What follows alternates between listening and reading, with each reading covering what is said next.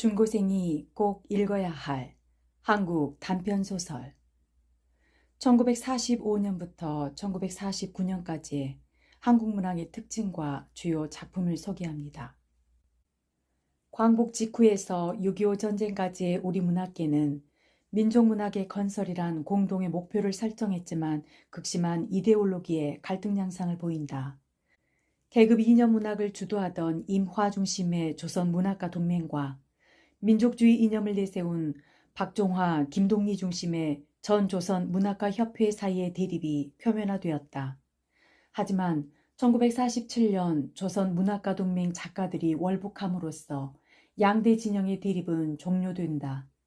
이 시기에는 광복 이후의 사회적 혼란상을 다룬 작품들이 주류를 이룬다. 주요 작품과 작가는 채만식의 이상한 선생님, 논이야기, 미스터 방, 김동리의 영마, 염상섭의 두 파산, 임종, 황순원의 목넘이 마을의 개, 박종화의 홍경래, 이태준의 해방 전후. 미스터 방, 채만식. 신기루 장수 출신 방산복은 미군 장교의 통역이 되어 출세길에 오른다. 친일파 백주사는 광복이 된 후 군중의 습격을 받아 재산을 빼앗긴다. 방산복은 복수를 원하는 백주사의 청탁을 수락하지만 양친물을 애쓰 소위의 얼굴에 떨어뜨리는 바람에 턱을 가격당한다. 이 작품은 광복 직후 권력을 쫓아 이익을 추구하는 기회주의적인 인물들을 비판하고 있다. 방산복이 하루아침에 부와 권세를 거머쥐고 친일파 백주사가 몰락해 방산복에게 굽실거리는 모습은 당시 혼란한 사회상을 여실히 보여준다. 주인과 나그네가 한 가지로 술이 거나하니 취하였다. 주인은 미스터 방, 나그네는 주인의 고향 사람 백주사.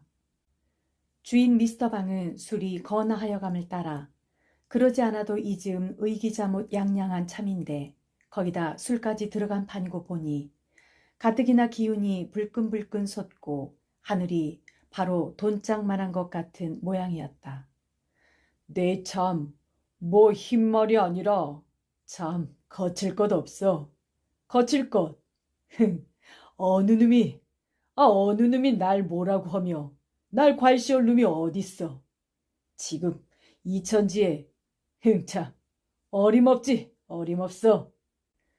누가 옆에서 저를 뭐라고를 하며 괄시를 한다 말인지 공연히 연방 그 툭 나온 눈방울을 부리부리 왼편으로 30도는 넉넉 삐뚤어진 코를 벌심벌심 해가면서 글에 쌓는 것이었다.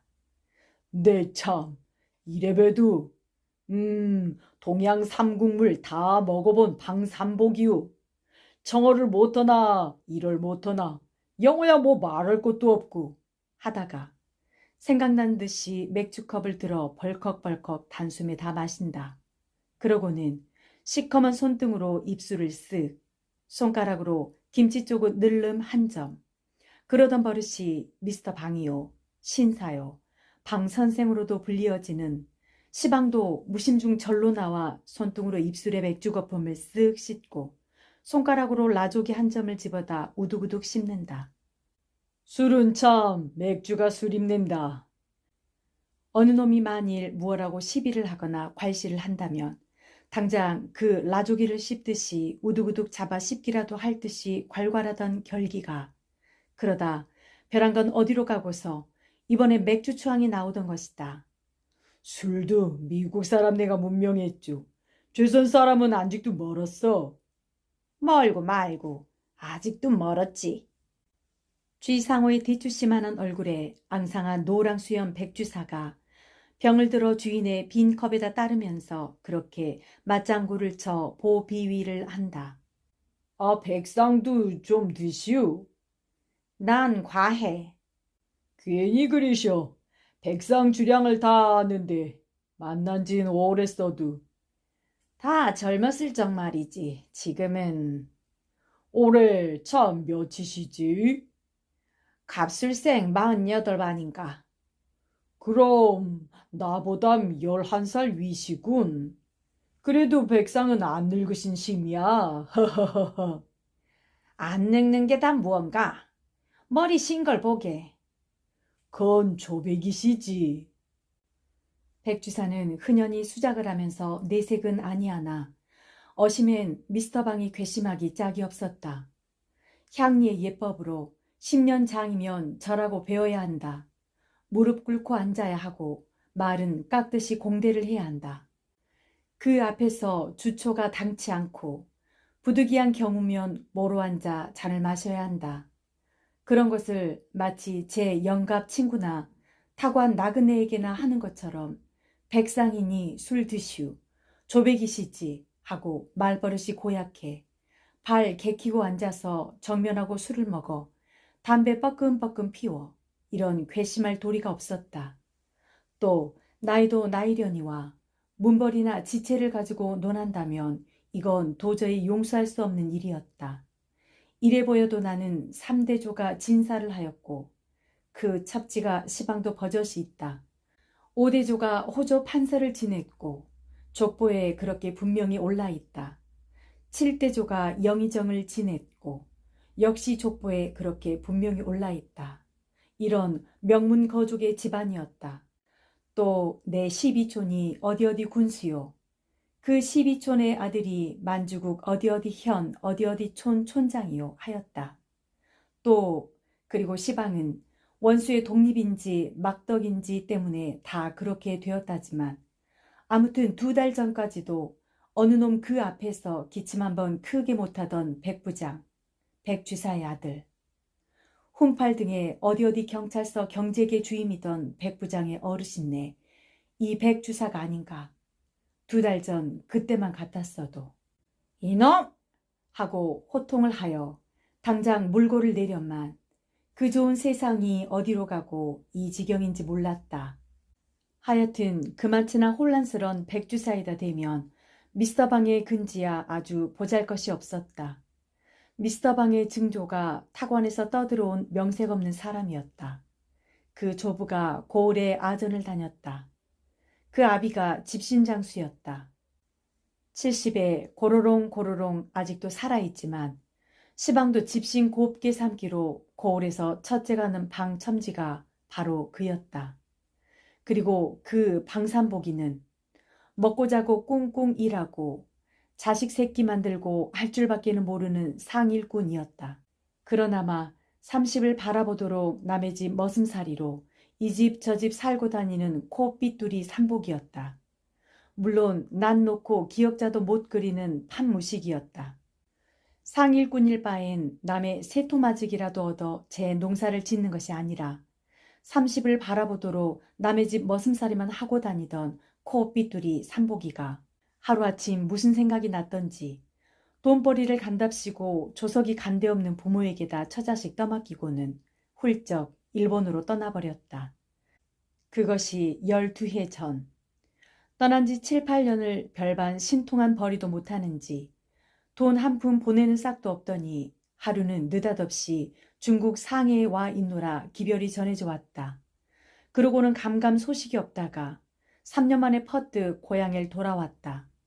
10여 년을 저의 말 맞다나 동양 삼국물 골고루 먹고 다녔으면서 별로 때가 벗은 것도 없어 보이고 행색은 헤어진 양복 누더기에 볼 꿰어진 구두짝을 꿰고 들어서는 모양이 군데군데 김질은 하였으나 빨아다리 무명 고이 적삼을 입고 고향을 떠날 적보다 차라리 초라한 것 같았다.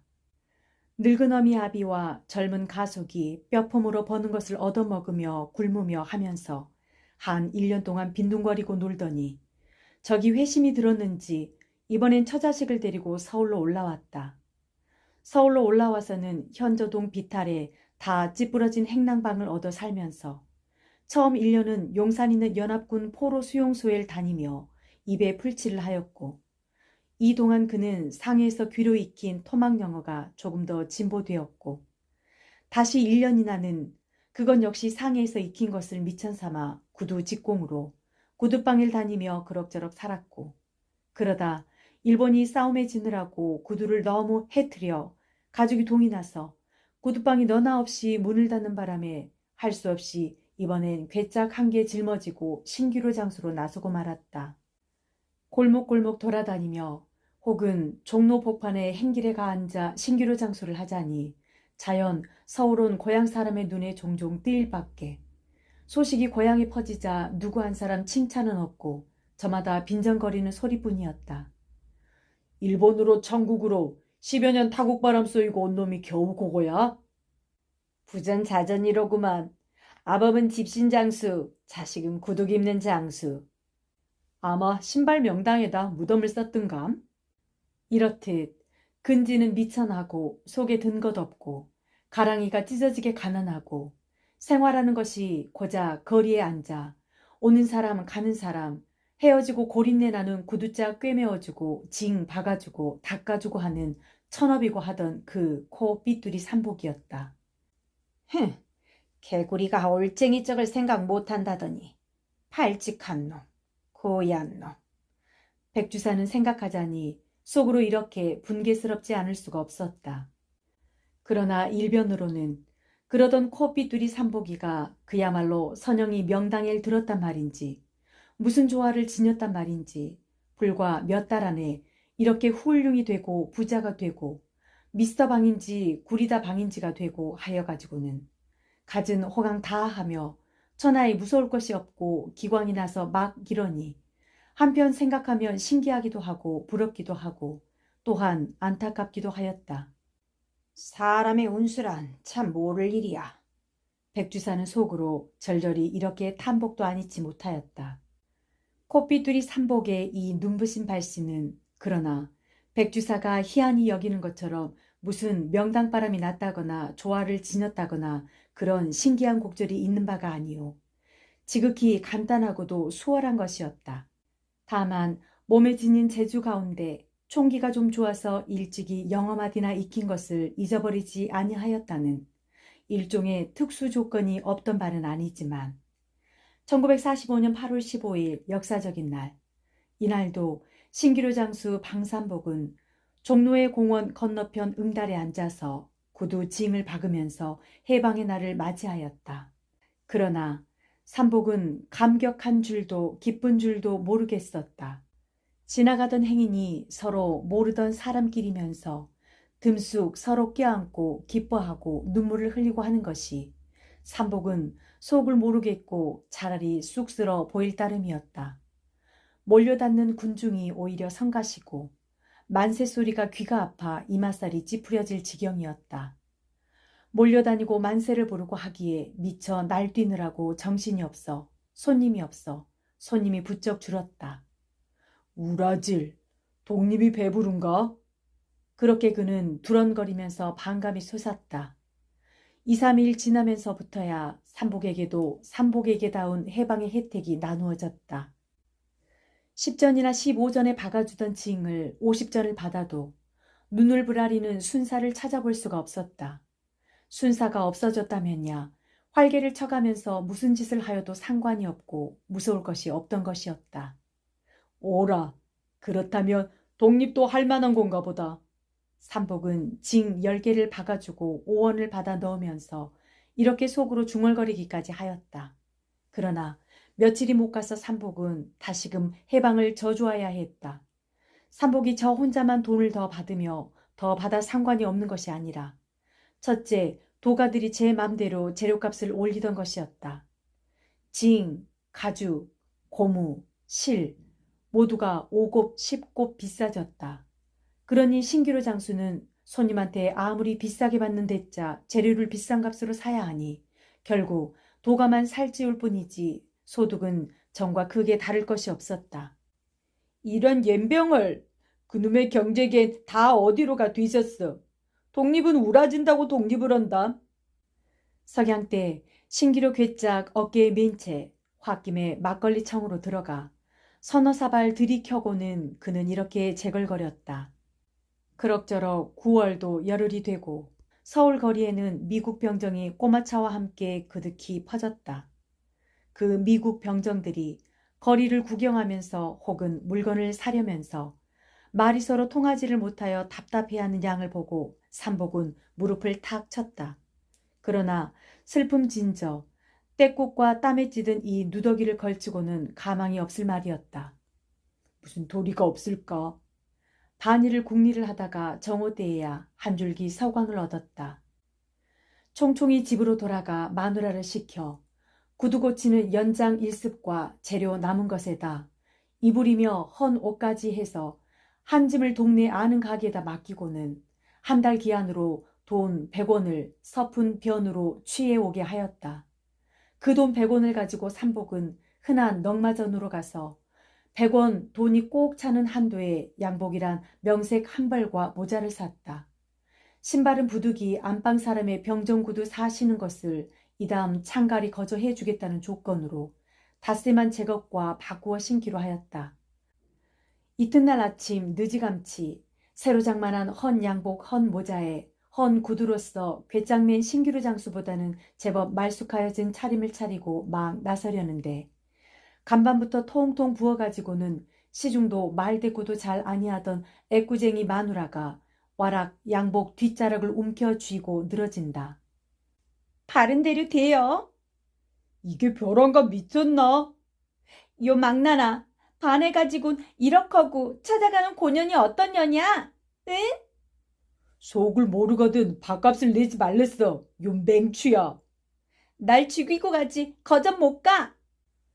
이년아, 넌 이랬단 내 인제 둔 벌문 정말 첩 얻는다.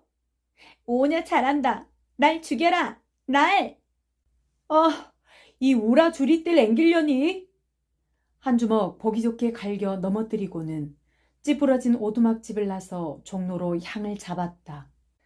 노예도 노예 이전이면 상전을 선택할 자유를 가지는 수도 있다고. 삼복은 종로서 전차를 내려 동쪽으로 천천히 걸으면서 물색을 하였다. 생김새가 맘씨 좋아 보이는 여느 병정이 아니라 장교쯤 가는 일해야 할 것이었다. 청년 회관 앞에서 담뱃대를 사고 있는 하나가 몸집이 부대하고 여느 병정은 아닌 듯하고 얼굴이 사뭇 선량하여 보이는 게 선뜻 마음에 들었다. 구경하는 체하고 넌지시 그 옆으로 가 섰다. 미국 장교는 담뱃대를 집어들고 김을 쓸어 하면서 연방 들여다보다가 값이 얼마냐고 How much? How much? 하고 묻는다. 담뱃대 장수 영감은 30원이라고 소래기만 지른다. 알아들을 턱이 없어 고개를 기웃거리면서 다시금 How much만 찾는 것을 기회 좋을 시골하고 삼보기가 나지기 31 하여 주었다. 획 돌아다 보니 Oh, can you speak? 하면서 사뭇 그러하는 듯이 반가워하는 양이라니 아스러지도록 손을 잡고 흔드는 데는 질색할 뻔하였다. 직업이 있느냐고 물었다. 방금 실직하였노라고 대답하였다. 그럼 내 통역이 되어주겠느냐고 물었다. 그러겠노라고 대답하였다. 이 자리에서 신기루 장수 콧빛두리 삼복이 미스터 방으로 승차를 하여 S라는 미국 주둔군 소위의 통역이 되었다. 주급 15불가량에. 거진 매일같이 미스터 방은 S 소위를 낮에는 거리의 구경으로 밤이면 계집 있는 술집으로 인도하였다.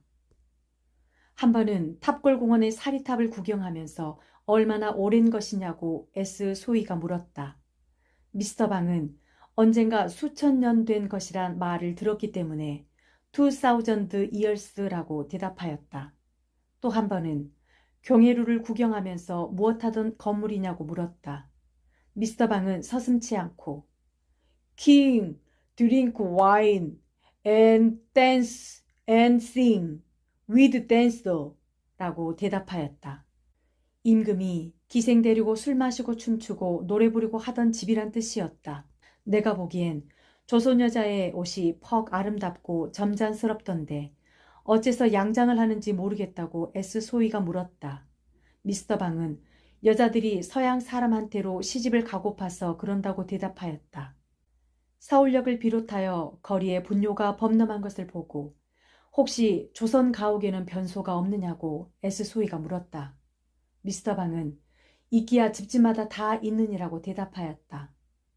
썩 좋은 조선 그림을 한 장 사고 싶다고 하여서 문지방 위에다 흔히들 붙이는 사슴이 불로초를 물고 신선히 앉았고 한 것을 5원에 한 장 사주었다.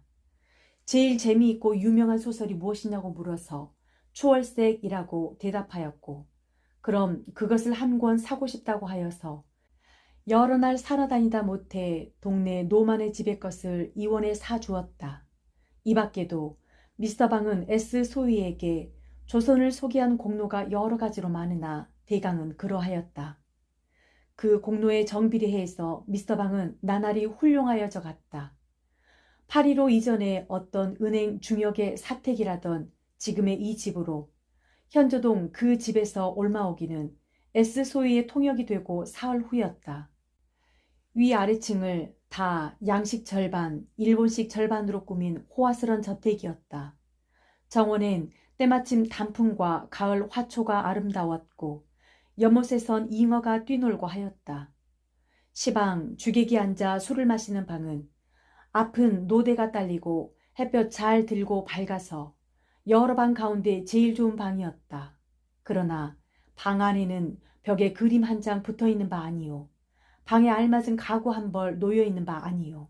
단지 방일 따름이어서 싱겁게 넓기만 하였다. 그렇지만 미스터 방은 실내의 장식 같은 것 좀 그다지 관심할 줄을 아직은 몰랐다. 처음엔 식모를 두었다. 그 다음엔 침모를 두었다.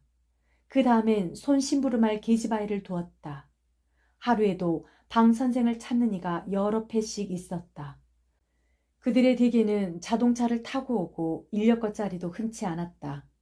그렇게 찾아오는 그들은 결단코 빈손으로 오는 법이 드물었다. 좋은 양과자 상자 밑바닥에는 을에 따로 뿌듯한 봉투가 들었곤 하였다. 미스터 방의 신기루 장수 코삐뚜리 삼보기로부터의 발시인 경로란 이렇듯 심히 간단하고 순조로운 것이었다. 주인 미스터 방이 백주사의 컵에다 술을 따르려고 병을 집어들다가 오이 김이코 하고 아래층으로 대고 부른다. 심부름 갔어요.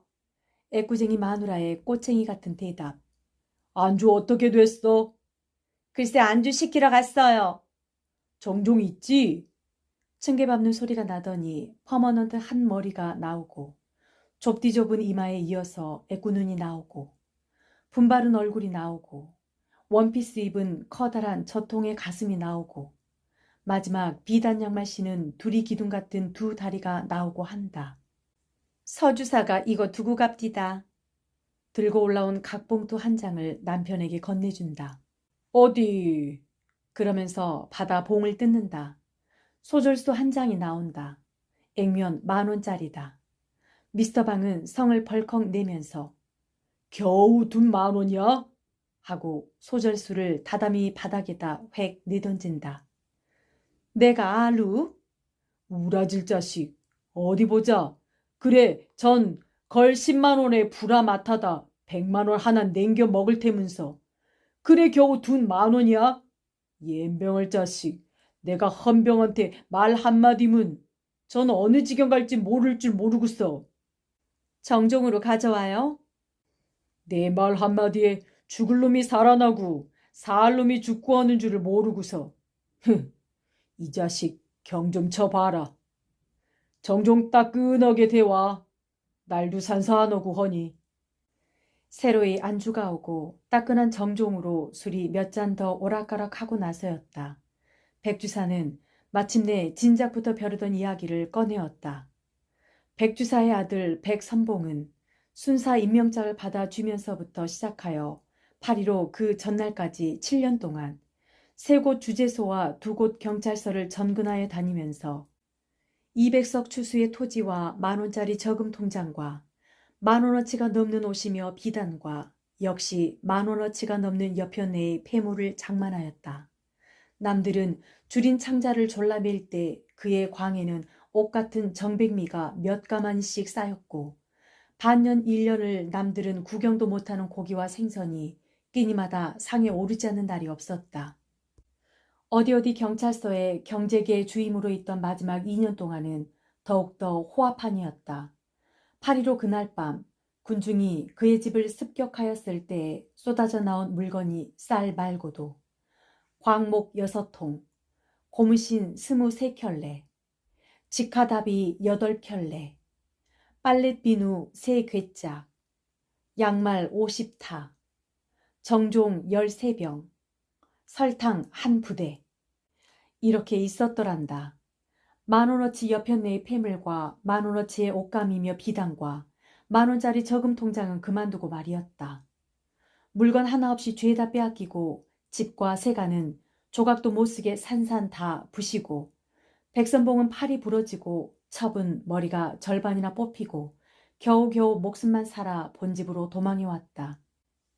일변 고을에서는 백주사가 자식이 그런 짓을 해서 산 토지를 가지고 동네 사람한테 거만이 굴고 자긴들한테 8알 가까운 도지를 받고 고리대금을 하고 하였대서 백선봉이 도망해와 눕는 그날 밤 그의 본집인 백주사의 집을 습격하였다. 집과 세간 죄다 부수고 백선봉이 보낸 통제 배급 물자 숱한 것 죄다 빼앗기고 가족들은 죽을 매를 맞고 백선봉은 처가로 백주사는 서울로 각기 피신하여 목숨만 우선 보존하였다.